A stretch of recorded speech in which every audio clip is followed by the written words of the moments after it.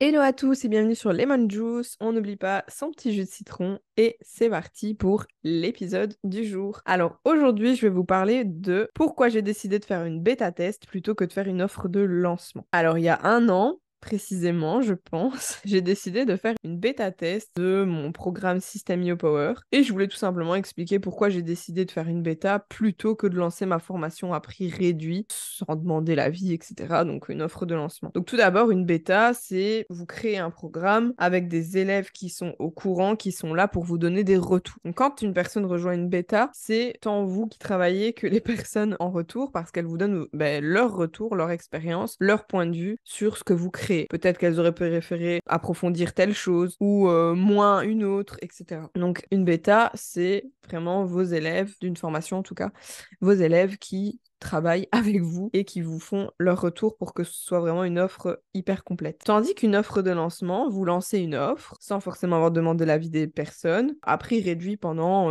une semaine par exemple, pour ensuite mettre votre offre, votre formation au prix que vous comptez la vendre tout le temps. Donc déjà, pourquoi j'ai voulu créer et faire une bêta? Je l'ai mis en plusieurs points. Déjà, ça permet d'identifier tout ce qu'on considère comme problème technique. Ça permet de repérer et résoudre différents problèmes techniques, des bugs avant le lancement officiel. Donc ça, c'est plutôt pas mal. Vous avez aussi des retours hyper utiles sur l'expérience des personnes qui consomment votre contenu, qui consomment votre formation. Ça permet ainsi de peaufiner forcément votre produit, votre formation. Ça permet aussi de valider votre promesse. Donc quand vous lancez une offre, vous avez une promesse. Voilà, cette offre-là, cette formation-là va te permettre de faire X, Y chose. Ça permet de valider cette X, Y chose ou justement soit de confirmer ou de remettre en question cette promesse. Ça donne des indications aussi précieuses sur les fonctionnalités les plus appréciées. Donc, comme ils font des retours, ils vous disent ça on aime beaucoup, ça pourrait être amélioré, etc. Et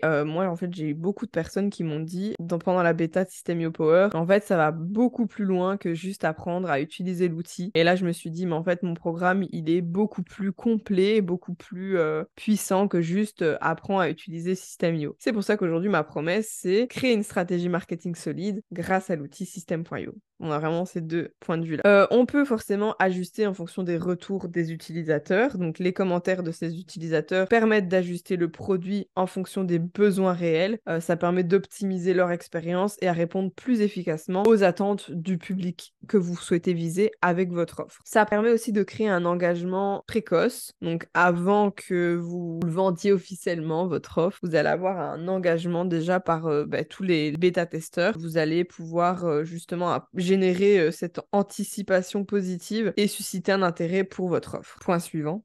Du coup, ça va permettre d'augmenter aussi ce bouche à oreille avant même que votre offre soit lancée. Parce que les bêta-testeurs, s'ils sont hyper contents de votre offre, ils peuvent générer du buzz en fait autour de votre produit et ils auront tendance à partager leur expérience, à créer un bouche à oreille, parler de vous. Ça peut être super bénéfique pendant un lancement officiel. Et ça peut apporter aussi des témoignages pour votre page de vente lors du lancement de l'offre. Donc vous lancez une nouvelle offre, mais il y a déjà des témoignages. Donc ça, c'est hyper cool. On va développer aussi une communauté engagée parce que les gens qui rejoignent votre bêta, ils sont un peu les pionniers de votre offre. Ça va vous permettre de créer vraiment une communauté. Notamment, moi, c'est ce que j'avais fait avec Slack. J'avais vraiment créé un groupe où on s'échangeait, etc. Donc, ça va vraiment être hyper précieux pour la croissance à long terme. Et aujourd'hui, j'ai encore des élèves qui me disent je vais tous les jours, c'est mon réflexe, je vais sur la communauté, etc. Bon, après, il faut savoir bien l'animer. C'est une chose qui peut être très intéressante. Et forcément, ça permet de s'adapter aux diversités des utilisateurs. Peut-être que nous, on pense qu'à un seul profil, mais le fait d'avoir plusieurs profils dans une bêta, ça permet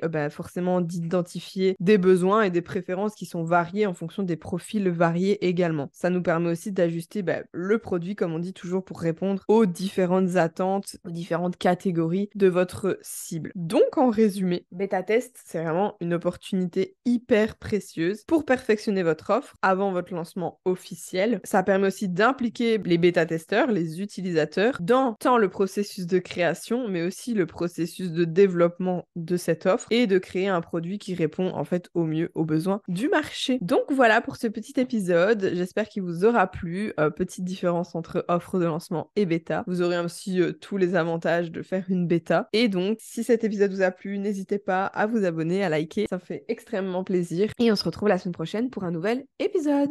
Ciao!